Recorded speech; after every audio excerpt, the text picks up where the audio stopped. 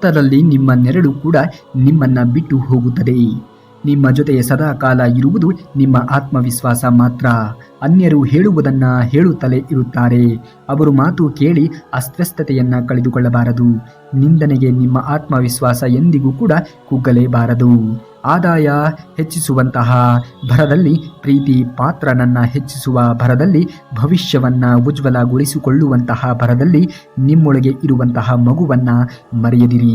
ಮಗುವಿನಂತ ಮನಸ್ಸಿಗೆ ಮದ ನೀಡುವಂತಹ ಹವ್ಯಾಸಗಳನ್ನ ರೂಢಿಸಿಕೊಳ್ಳಿ. ಆಗಾಗ ನಿಮಗೂ ಕೂಡ ಖುಷಿ ಕೊಡುವಂತಹ ಕೆಲಸಗಳನ್ನ ಮಾಡುತ್ತಾ ಇರಿ. ಎಲ್ಲಾ ದಿನ ಒಳ್ಳೆಯದಾಗಿ ಇರುವುದಿಲ್ಲ, ಆದರೆ ಪ್ರತಿ ದಿನದಲ್ಲಿಯೂ ಕೂಡ ಕೆಲವೊಂದು ಒಳ್ಳೆಯ ಕ್ಷಣಗಳನ್ನ ಇದ್ದೇ ಇರುತ್ತದೆ. ಅದನ್ನು ಎಂದಿಗೂ ಕೂಡ ಗುರುತಿಸುವಂತಹ ಜಾಣ್ಮೆ ನಮ್ಮಲ್ಲಿ ಇರಬೇಕು. ನಾವು ಬದಲಾಯಿಸಿರುವಷ್ಟರ ಮಟ್ಟಿಗೆ ಪರಿಸ್ಥಿತಿ ಪ್ರತಿಕೂಲವಾಗಿ ಇದ್ದರೆ ನಾವು ಅದನ್ನ ಅಲ್ಲಿಯೇ ಬಿಟ್ಟು ನಮ್ಮ ಶಕ್ತಿ ಮತ್ತು ಆಲೋಚನೆಗಳನ್ನ ಬೇರೆ ಕಡೆಗೆ ಹರಿಸಿಬಿಡಬೇಕು. ಬಿತ್ತಿದ್ದನ್ನ ಬೆಳೆಯಬೇಕು ಎನ್ನುತ್ತಾರೆ. ಆದ್ದರಿಂದ ಬರೀ ಬೆಳೆಯ ಬಗ್ಗೆ ಅಷ್ಟೇ ಯೋಚಿಸಬಾರದು. ನಾವು ಬಿತ್ತುವಂತಹ ಬಗೆಯೂ ಕೂಡ ಸ್ವಲ್ಪ ಗಮನಿಸಬೇಕಾಗುತ್ತದೆ. ತಾತ್ಪರ್ಯ ಕಷ್ಟಪಟ್ಟರೆ ಸುಖ ಎನ್ನುವುದು ಸಿಕ್ಕೇ ಸಿಗುತ್ತದೆ. ಜೀವನದ ಪ್ರತಿಯೊಂದು ಘಟನೆಗೂ ಕೂಡ ಒಂದು ಉದ್ದೇಶ ಇದ್ದೇ ಇರುತ್ತದೆ. ನಗಬೇಕು ಎನ್ನುವುದು ಕೆಲವು ಘಟನೆಗಳು ಕಲಿಸುತ್ತದೆ. ಹಾಗೆಯೇ ತುಂಬ ಅಳಬಾರದು ಎನ್ನುವಂಥದ್ದನ್ನು ಕೂಡ ಕೆಲವು ಘಟನೆಗಳು, ಕೆಲವು ಪ್ರಸಂಗಗಳು ಹೇಳಿಕೊಡುತ್ತದೆ. ನಮಗೇನು ಬೇಕೋ ಅದನ್ನು ಪಡೆಯುವಂತಹ ಮೊದಲು ಹೆಜ್ಜೆ ಎಂದರೆ ನಮಗೆ ಬೇಡದಿರುವುದನ್ನು ಬಿಟ್ಟು ಬಿಡುವುದು. ಬೇಕು ಬೇಡಗಳ ವಿವೇಚನೆ ನಮಗೆ ಬಿಟ್ಟಿದ್ದು. ಯಾವ ದಿನವನ್ನು ಕೂಡ ವ್ಯರ್ಥವನ್ನಾಗಿ ಕಳೆಯಲೇಬೇಡಿ. ನಿಮ್ಮ ನಾಳೆಗಳನ್ನು ಉತ್ತಮಗೊಳಿಸುವಂತಹ ಯಾವುದಾದರೂ ಒಂದು ಕೆಲಸವನ್ನು ಪ್ರತಿದಿನವೂ ಕೂಡ ತಪ್ಪದೇ ಮಾಡಿ. ನಿಮಗೆ ಜೀವನದಲ್ಲಿ ಸಂಕಷ್ಟ ಸಮಸ್ಯೆಗಳು ಎದುರಾದರೆ ನಿಮ್ಮಲ್ಲಿ ಇರುವಂತಹ ಸಾಮರ್ಥ್ಯ, ನಿಮ್ಮಲ್ಲಿ ಇರುವಂತಹ ತಾಕತ್ತನ್ನು ಪ್ರದರ್ಶಿಸಲು ಮತ್ತೊಂದು ಸದಾವಕಾಶವನ್ನು ಸಿಕ್ಕಿದೆ ಎಂದು ನೀವು ಭಾವಿಸಬೇಕು. ನೀವು ನಿಮ್ಮ ಸಮಸ್ಯೆಗಳನ್ನು ನೋಡುವ ರೀತಿಯೇ ಬದಲಾಯಿತು ಎಂದು ನೀವು ಪರಿಗಣಿಸಬೇಕು. ಪ್ರತಿದಿನವೂ ಕೂಡ ಒಳ್ಳೆಯ ದಿನ ಆಗುವುದಕ್ಕೆ ಸಾಧ್ಯವೇ ಇಲ್ಲ, ನಿಜ. ಆದರೆ ಪ್ರತಿದಿನವೂ ಕೂಡ ಒಂದಲ್ಲ ಒಂದು ಒಳ್ಳೆಯದು ಖಂಡಿತವಾಗಿಯೂ ಕೂಡ ಇದ್ದೇ ಇರುತ್ತದೆ. ಹೀಗಾಗಿ ಈ ದಿನ ಹಾಳು, ಈ ದಿನ ಒಳ್ಳೆಯದು ಎನ್ನುವಂತಹ ಭಾವನೆ ಬೇಡವೇ ಬೇಡ. ಪ್ರತಿದಿನವೂ ಕೂಡ ಇದ್ದ ಹಾಗೆಯೇ ಇರುತ್ತದೆ. ನಾವು ಯಾವ ಕೆಲಸಗಳನ್ನು ಮಾಡುತ್ತೇವೆ ಎನ್ನುವುದರ ಮೇಲೆ ಅದು ಹಾಳಾಯಿತೋ ಅಥವಾ ಒಳ್ಳೆಯದಾಯಿತೋ ಎನ್ನುವುದು ನಿಂತಿರುತ್ತದೆ. ಪ್ರತಿಯೊಂದು ದೊಡ್ಡ ಕೆಲಸವೂ ಕೂಡ ಅದ್ಧೂರಿಯಾಗಿಯೇ ಆರಂಭವಾಗಬೇಕು ಅಂತ ಏನೂ ಕೂಡ ಇಲ್ಲ ಮತ್ತು ಅದು ಸಾಧ್ಯವೂ ಕೂಡ ಇಲ್ಲ. ಆದರೆ ನಮ್ಮ ಕೆಲಸದ ಆರಂಭ ಮಾತ್ರ ನಿಷ್ಠೆಯಿಂದ ಪ್ರಾಮಾಣಿಕವಾಗಿ ಇರಬೇಕು. ಪ್ರಾಮಾಣಿಕವಾಗಿರುವಂತಹ ಪ್ರಯತ್ನ ಪ್ರತಿಫಲ ಸಿಕ್ಕೇ ಸಿಗುತ್ತದೆ. ಕಷ್ಟಗಳು ಮನುಷ್ಯನಿಗೆ ಬಾರದೆ ಮರಕ್ಕೆ ಬರುತ್ತದೆಯೇ? ದೇವರು ಕಷ್ಟಗಳ ಜೊತೆಗೆ ಅದನ್ನು ಪರಿಹಾರ ಮಾಡಿಕೊಳ್ಳುವಂತಹ ಶಕ್ತಿಯನ್ನು ಕೂಡ ನಿಮಗೆ ಕೊಟ್ಟೇ ಕೊಡುತ್ತಾನೆ. ಹಾಗಿದ್ದ ಮೇಲೆ ಅಳುತ್ತಾ ಕೂರುವುದರಲ್ಲಿ ಅರ್ಥವೇ ಇರುವುದಿಲ್ಲ. ಧೈರ್ಯದಿಂದ ಕಷ್ಟಗಳನ್ನು ಮೆಟ್ಟಿ ನಿಂತರೆ ಸಮಸ್ಯೆಗಳು ತಾನಾಗಿಯೇ ಪರಿಹಾರವಾಗುತ್ತವೆ. ನೀವು ನಕಾರಾತ್ಮಕವಾಗಿರುವಂತಹ ಮನಸ್ಸು ಇಟ್ಟುಕೊಂಡು ಸಕಾರಾತ್ಮಕವಾಗಿರುವಂತಹ ಜೀವನವನ್ನು ನಡೆಸುವುದು ಸಾಧ್ಯವಿಲ್ಲ. ಈ ಕೆಲಸ ನನ್ನಿಂದ ಸಾಧ್ಯವೇ ಇಲ್ಲ ಅಂದುಕೊಂಡು ಯಾವ ಕೆಲಸವನ್ನ ಮಾಡಿ ಮುಗಿಸಲು ಸಾಧ್ಯವೇ ಇಲ್ಲ. ಎಲ್ಲ ಸಂದರ್ಭಗಳಲ್ಲಿಯೂ ಕೂಡ ಸಕಾರಾತ್ಮಕವಾಗಿರುವಂತಹ ಭಾವನೆಗಳನ್ನು ಬೆಳೆಸಿಕೊಳ್ಳಬೇಕು. ಆಗ ನೀವು ಅಂದುಕೊಂಡಂತಹ ಕೆಲಸವನ್ನ ಮಾಡಿಯೇ ಮಾಡುತ್ತೀರಾ. ಅವಶ್ಯಕತೆ ಇರುವಂತಹ ಕೆಲಸಗಳನ್ನು ಮೊದಲು ಆರಂಭಿಸಿ, ಬಳಿಕ ಸಾಧ್ಯವಾಗುವುದಿಲ್ಲ ಎನ್ನುವುದನ್ನು ನೀವು ಶುರು ಮಾಡಿ. ನಂತರ ನೀವೇ ಅಸಾಧ್ಯ ಎನ್ನುವಂತಹ ಕೆಲಸವನ್ನು ಕೂಡ ಆರಂಭಿಸುತ್ತೀರಾ. ಶುರುವಿನಲ್ಲಿ ಕಷ್ಟವೇ ಅನಿಸಿದರೂ ಕೂಡ ಕಾಲಾನಂತರದಲ್ಲಿ ಎಲ್ಲವೂ ಕೂಡ ಸಾಧ್ಯವಾಗುತ್ತದೆ. ಮನುಷ್ಯನಿಂದ ಸಾಧ್ಯವಾಗದೇ ಇರುವಂತಹ ಕೆಲಸವೇ ಈ ಭೂಮಿಯ ಮೇಲೆ ಇಲ್ಲ. ಏನಾದರೂ ಒಳ್ಳೆಯದನ್ನು ಆರಂಭಿಸಬೇಕು ಎನ್ನುವಂತಹ ಛಲದಿಂದ ಆರಂಭಿಸಿರುವಂತಹ ಕೆಲಸವನ್ನು ಯಾವುದೇ ಕಾರಣಕ್ಕೂ ಕೂಡ ಅರ್ಧಕ್ಕೆ ಬಿಡುವುದಕ್ಕೆ ಹೋಗಬೇಡಿ. ಕಾರಣಗಳು ಸಾವಿರಾರು ಇರಬಹುದು, ಆದರೆ ಅವುಗಳನ್ನು ಮೀರಬೇಕು. ಇಲ್ಲವಾದಲ್ಲಿ ನಿಮ್ಮ ಸಮಯ, ಶ್ರದ್ಧೆ, ಸಾಮರ್ಥ್ಯ ಎಲ್ಲವೂ ಕೂಡ ವ್ಯರ್ಥವಾಗುತ್ತದೆ. ಮನಸ್ಸಿಗೆ ಮಾತನಾಡದಂತೆ ಇರಲು ಹೇಳಿದರೆ ನಿಮ್ಮ ಆತ್ಮ ಮಾತನಾಡುವುದನ್ನು ನೀವು ಕೇಳಬಹುದು. ಅದು ಕೇವಲ ಧ್ಯಾನದಿಂದ ಮಾತ್ರ ಸಾಧಿಸುವುದಕ್ಕೆ ಸಾಧ್ಯ. ಮೆದುಳಿಗೆ ಕೆಲಸವನ್ನ ಕೊಟ್ಟಾಗಲೆಲ್ಲ ಸಮಸ್ಯೆಗಳ ಬಗ್ಗೆ ಯೋಚಿಸುವ ಬದಲು ವಿಶ್ರಾಂತಿ ನೀಡಿ ಧ್ಯಾನದ ಒಂದು ಲಾಭವನ್ನ ಪಡೆಯಿರಿ. ಹಠ ಮಾಡುವ ಮಕ್ಕಳಿಗೆ ಹೇಳುತ್ತೇವೆ, ನಮಗೆ ತಿಳಿದಿದೆ ನಿನಗೆ ಯಾವುದು ಏನು ಕೊಡಿಸಬೇಕು ಅಂತ, ಆದರೆ ಭಗವಂತ ನಮಗೆ ಸೂಕ್ತವಾದದ್ದನ್ನೇ ನೀಡುತ್ತಾನೆ ಎಂದು ನಾವು ಅಂದುಕೊಳ್ಳುವುದೂ ಇಲ್ಲ. ಸದಾಕಾಲ ಬೇಡುತ್ತಲೇ ಇರುತ್ತೇವೆ. ಶ್ರೀಕೃಷ್ಣ ಪರಮಾತ್ಮನು ಹೇಳುತ್ತಾನೆ, ನನಗೆ ಯಾರು ಕೆಟ್ಟದ್ದನ್ನ ಮಾಡಿದರೆ ಅದು ಅವರ ಕರ್ಮ, ಆದರೆ ನಾನು ಯಾರಿಗೂ ಕೂಡ ಕೆಟ್ಟದ್ದನ್ನು ಬಯಸದೇ ಇರುವುದು ಪ್ರಾಮಾಣಿಕತೆಯಿಂದ ಇರುವುದೇ ನನ್ನ ಧರ್ಮ. ಇದನ್ನು ನಾವು ಅಳವಡಿಸಿಕೊಳ್ಳಬೇಕು. ಯಾರಿಗೆ ಯಾರೂ ಕೂಡ ಇಲ್ಲ, ನಿನಗೆ ನೀನೇ ಎಲ್ಲ. ಅವರು ನನ್ನವರು ಎಂದು ನಂಬಿ ಮೋಸ ಹೋದೆ, ಇವರು ನನ್ನವರು ಎಂದು ನಂಬಿ ನೋವಿನಲ್ಲಿ ನೊಂದು ಬೆಂದು ಬಳಲಿ ಹೋದೆ ಎಂದು ಕೊರಗುವುದಕ್ಕೆ ಹೋಗಬೇಡ. ಚಿಂತಿಸದಿರು, ಏಕೆಂದರೆ ನಿನ್ನ ಜೀವನದಲ್ಲಿ ಬರುವಂತಹ ಪ್ರತಿಯೊಬ್ಬ ವ್ಯಕ್ತಿಯೂ ಕೂಡ ಒಂದೊಂದು ರೀತಿಯ ಪಾಠವನ್ನು ಕಲಿಸಲು ಮಾತ್ರ ಬಂದಿರುತ್ತಾನೆ ಎನ್ನುವುದನ್ನು ನೀನು ಜೀವನದಲ್ಲಿ ಎಂದಿಗೂ ಕೂಡ ಮರೆಯಲೇಬೇಡ.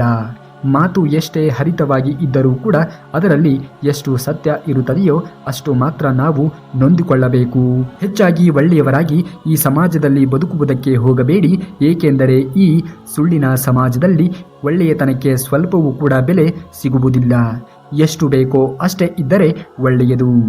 ನಿಮ್ಮಿಂದ ಆಕಸ್ಮಿಕವಾಗಿ ಕೆಲವು ತಪ್ಪುಗಳು ಆದರೆ ಆಗಲಿ ಬಿಡಿ, ಅದರಲ್ಲಿ ತಪ್ಪೇನಿಲ್ಲ. ಅಷ್ಟಕ್ಕೂ ಜೀವನ ಹೇಗೆ ಬದುಕಬೇಕೆಂದು ಯೋಚನೆಗಳನ್ನು ಹೊತ್ತು ಬರುವುದೂ ಇಲ್ಲ. ಬದುಕನ್ನು ಬಂದ ಹಾಗೆ ಸ್ವೀಕರಿಸುವುದೇ ಬುದ್ಧಿವಂತಿಕೆ. ಕಹಿ ಘಟನೆಯ ಬಗ್ಗೆ ಚಿಂತಿಸುತ್ತಾ ಕುಳಿತುಕೊಳ್ಳುವುದು ವ್ಯರ್ಥ. ನಿನ್ನ ಬಗ್ಗೆ ಪಶ್ಚಾತ್ತಾಪವನ್ನು ಪಡುವ ಬದಲು ನಾಳೆಯ ಬಗ್ಗೆ ಯೋಚಿಸಿ ಮುನ್ನಡೆಯಬೇಕು. ಏಕೆಂದರೆ ನಾವು ಬೇರು ಬಿಟ್ಟಿರುವಂತಹ ಮರವಲ್ಲ. ದೇವರು ನಮಗೆ ಒಳ್ಳೆಯ ಅವಕಾಶವನ್ನು ಕರುಣೆ ತೋರಿಸಲಿಲ್ಲ ಎಂದು ಬೇಸರ ಮಾಡಿಕೊಳ್ಳಬೇಡಿ. ಪ್ರತಿದಿನದ ಬೆಳಗಿನ ಭಾವನೆ ದೇವರು ನೀಡುವಂತಹ ಉತ್ತಮವಾಗಿರುವಂತಹ ಉಡುಗೊರೆ. ಅದನ್ನು ನಾವು ಸದುಪಯೋಗ ಮಾಡಿಕೊಳ್ಳಬೇಕು.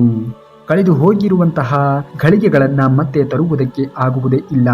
ಅದೇ ರೀತಿ ಜೀವನ ಬದುಕು ನಮಗೆ ಸಮಯದ ಮೌಲ್ಯವನ್ನು ತಿಳಿಸಿಕೊಡುತ್ತದೆ. ಅದೇ ಸಮಯ ಜೀವನದ ಮೌಲ್ಯವನ್ನು ತಿಳಿಸಿಕೊಡುತ್ತದೆ. ಕೆಲವೊಮ್ಮೆ ನಮ್ಮ ನಗುವನ್ನೇ ಕಿತ್ತುಕೊಂಡವರು ಬಂದು ನೀನು ಖುಷಿಯಾಗಿ ಇರು ಎಂದು ಹೇಳುತ್ತಾರೆ.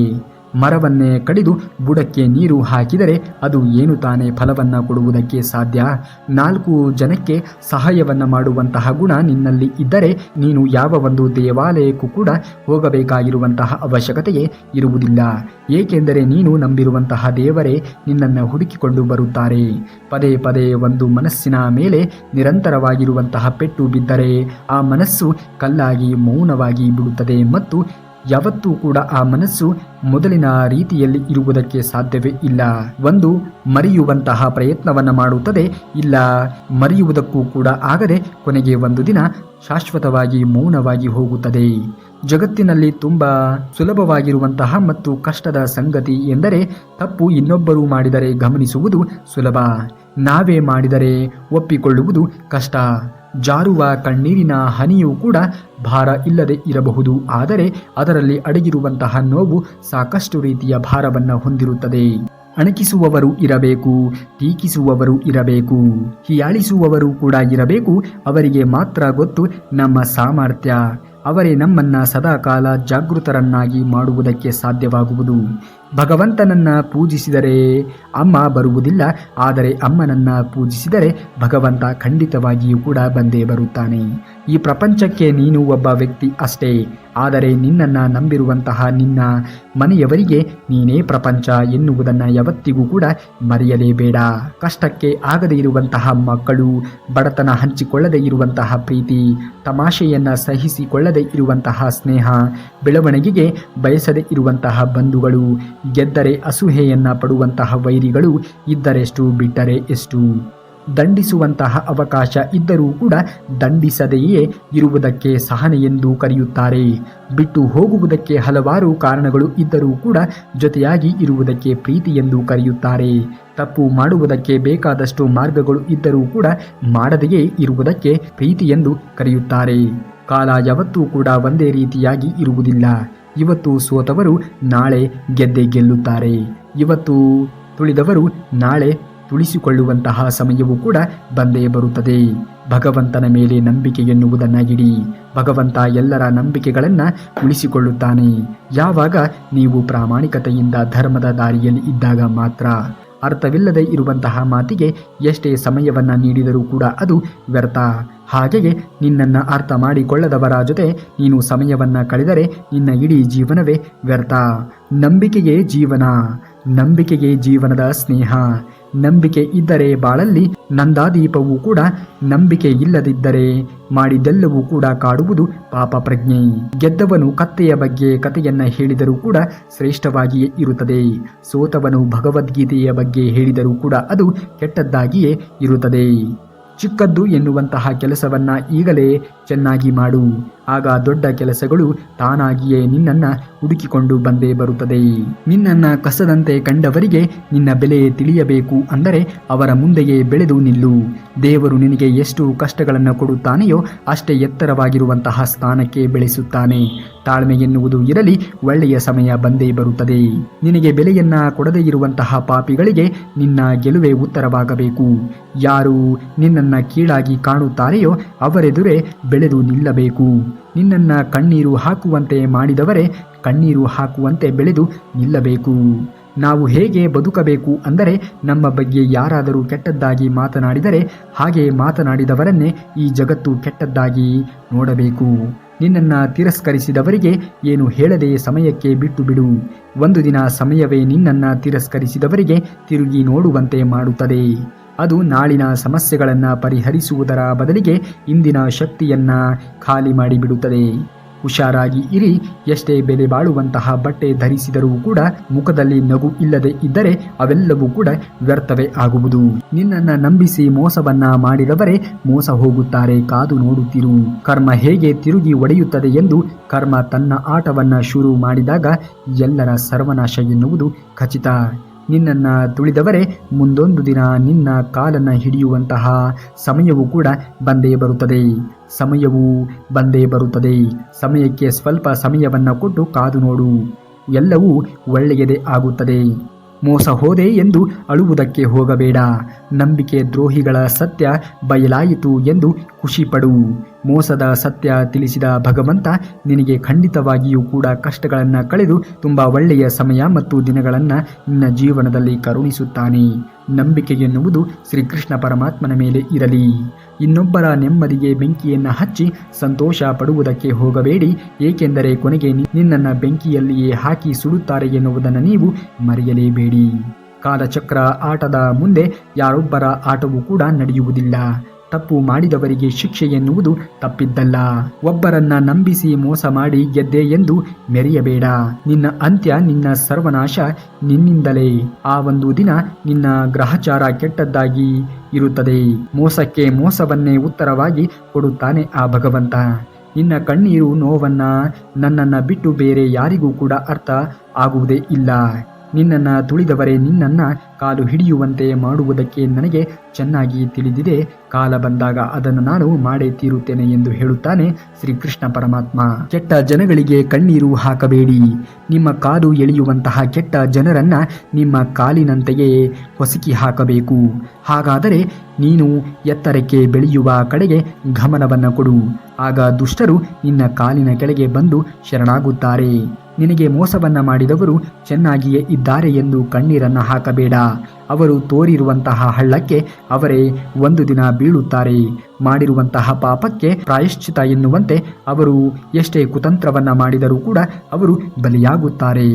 ತಾಳ್ಮೆ ಎನ್ನುವುದು ಇರಲಿ. ನಂಬಿಕೆ ಯಾವತ್ತಿಗೂ ಕೂಡ ಕಳೆದುಕೊಳ್ಳಬೇಡ. ನಿನಗೂ ಸಮಯ ಬರುತ್ತದೆ. ಆಗ ನಿನ್ನದೇ ಕಾಲ ತೀರ್ಪು. ನಿನಗೆ ಮೋಸವನ್ನ ಮಾಡಿರುವಂತಹ ಪಾಪಿಗಳಿಗೆ ಉಳಿಗಾಲ ಇಲ್ಲವೇ ಇಲ್ಲ. ಮೆರೆದವರೆಲ್ಲರೂ ಕೂಡ ಒಂದು ದಿನ ಮಣ್ಣಾಗಲೇಬೇಕು. ನಿನ್ನ ನಂಬಿಕೆಯನ್ನ ಕೊಂದವರನ್ನ ಮೊದಲು ದೂರ ಮಾಡು. ಅವರನ್ನ ಎಲ್ಲಿಡಬೇಕೋ ಅಲ್ಲೇ ಇಡು. ನಿನ್ನ ಬೆಲೆ ತಿಳಿಯದವರಿಗೂ ಕೂಡ ನಂಬಿಕೆ ಕಳೆದುಕೊಂಡವರನ್ನು ಯಾವತ್ತಿಗೂ ಕೂಡ ನಂಬಲೇಬೇಡ. ನಿನ್ನ ನೋವಿನ ಕಣ್ಣೀರೇ ನಿನ್ನನ್ನ ಬದಲಿಸುತ್ತದೆ. ನಿನಗೂ ಒಳ್ಳೆಯ ಕಾಲ ಬಂದೇ ಬರುತ್ತದೆ. ಅಳಬೇಡ.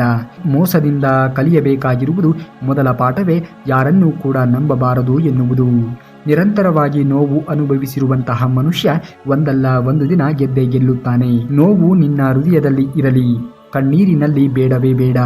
ನೊಂದ ಹೃದಯದ ಕಣ್ಣೀರಿನ ಬೆಂಕಿಯೇ ಸಾಕು ನಿನ್ನ ನೋವಿಗೆ ಕಾರಣ ಆದವರನ್ನ ಸುಡುವುದಕ್ಕೆ. ತೊಂದರೆಗಳಿಗೆ ಎರಡು ಕಾರಣಗಳು ಇರುತ್ತವೆ. ಒಂದು ಕೆಟ್ಟವರ ಮೇಲೆ ನಂಬಿಕೆಯನ್ನ ಇಡುವುದು, ಇನ್ನೊಂದು ಒಳ್ಳೆಯವರ ಮೇಲೆ ಸಂಶಯವನ್ನ ಪಡುವುದು. ಕೆಲವರಿಗೆ ಪ್ರಯತ್ನ ಪಟ್ಟರೆ ಫಲ ಎನ್ನುವುದು ಸಿಗುತ್ತದೆ. ಕೆಲವರಿಗೆ ಪ್ರಯತ್ನ ಪಡದೆಯೇ ಫಲ ಎನ್ನುವುದು ಸಿಗುತ್ತದೆ. ಕೆಲವರಿಗೆ ಎಷ್ಟೇ ಪ್ರಯತ್ನವನ್ನ ಪಟ್ಟರೂ ಕೂಡ ಫಲ ಎನ್ನುವುದು ಸಿಗುವುದಿಲ್ಲ. ಪ್ರಯತ್ನ ಪಡುವುದು ನಿರಂತರವಾಗಬೇಕು. ಫಲ ಎನ್ನುವುದು ಕಟ್ಟಿಟ್ಟ ಬುತ್ತಿಯಂತೆ, ಅದು ಖಂಡಿತವಾಗಿಯೂ ಸಮಯ ಕಾಲ ಬಂದಾಗ ನಿನ್ನನ್ನು ಬಂದು ಸೇರಿಯೇ ಸೇರುತ್ತದೆ. ಕಣ್ಣೀರನ್ನ ಒರೆಸಿ ಕಷ್ಟಪಟ್ಟು ಮುಂದೆ ಬಾ. ನಿನ್ನನ್ನು ಬೇಡ ಎಂದು ಕೀಳಾಗಿ ಕಂಡವರೇ ನಿನ್ನನ್ನ ನೀನೇ ಬೇಕು ಎಂದು ಕಾಲನ್ನು ಹಿಡಿಯುವಂತಹ ಸಮಯವೂ ಕೂಡ ಈ ಜಗತ್ತಿನಲ್ಲಿ ಬಂದೇ ಬರುತ್ತದೆ. ಎಷ್ಟೇ ನೋವಿದ್ದರೂ ಅಳುವುದಕ್ಕೆ ಹೋಗಬೇಡ, ದೇವರು ಇದ್ದಾನೆ ನನ್ನ ಜೊತೆ ಎಂದು ಧೈರ್ಯದಿಂದ ಇರು, ನಂಬಿಕೆಯನ್ನ ಇಡು. ಆಗುವುದೆಲ್ಲ ಒಳ್ಳೆಯದೇ ಆಗುವುದು. ಎಲ್ಲ ನೋವನ್ನ ನುಂಗಿ ಗೆಲ್ಲುತ್ತೀಯ. ನಿನ್ನ ಅಳು ಕಣ್ಣೀರು ನಿನಗೆ ಒಳ್ಳೆಯ ದಿನಗಳನ್ನು ಮುಂದೆ ತಂದು ಕೊಡುತ್ತದೆ. ಕರ್ಮ ಎನ್ನುವುದು ಹೇಳುತ್ತದೆ, ಕಾರಣ ಇಲ್ಲದೆ ಯಾರನ್ನೂ ಕೂಡ ಸುಮ್ಮನೆ ಕೆಣಕಬೇಡ. ಅದರಂತೆ ಹಾಗೆಯೇ ಕಾರಣ ಇಲ್ಲದೆ ನಿನ್ನನ್ನ ಕೆಣಕಿದವರಿಗೆ ಎಂದಿಗೂ ಕೂಡ ಕರುಣೆ ತೋರಿಸಬೇಡ. ಹೆದರಿ ನಿಂತರೆ ನಿಲ್ದಾಣ, ನುಗ್ಗಿದರೆ ಪ್ರಯಾಣ, ಅದೇ ಜೀವನ. ಪ್ರಯತ್ನವನ್ನ ಎಂದಿಗೂ ಕೂಡ ನಿಲ್ಲಿಸುವುದಕ್ಕೆ ಹೋಗಬೇಡಿ. ಭರವಸೆಯನ್ನ ಯಾವತ್ತಿಗೂ ಕೂಡ ಕಳೆದುಕೊಳ್ಳಬೇಡಿ. ನಿಮ್ಮ ದಿನ ಬಂದೇ ಬರುತ್ತದೆ. ದೇವರು ಬೇಕಂತಲೇ ಕೆಲವು ಸಂಬಂಧಗಳನ್ನು ನಮ್ಮಿಂದ ದೂರ ಮಾಡಿಬಿಡುತ್ತಾನೆ. ಕಾರಣ ಇಷ್ಟೇ, ನಮಗೆ ತಿಳಿಯದೇ ಇರುವಂತಹ ಸತ್ಯ ಆ ದೇವರಿಗೆ ತಿಳಿದಿರುತ್ತದೆ. ನಗುವಿಗಿಂತ ಕಣ್ಣೀರೇ ಸತ್ಯಕ್ಕೆ ಸನಿಹವಾಗಿ ಇದ್ದದ್ದು. ನಾವು ಯಾರನ್ನೂ ನೋಡಿ ಬೇಕಾದರೂ ಕೂಡ ನಗಬಹುದು, ಆದರೆ ಕಣ್ಣೀರು ಹಾಗಲ್ಲ.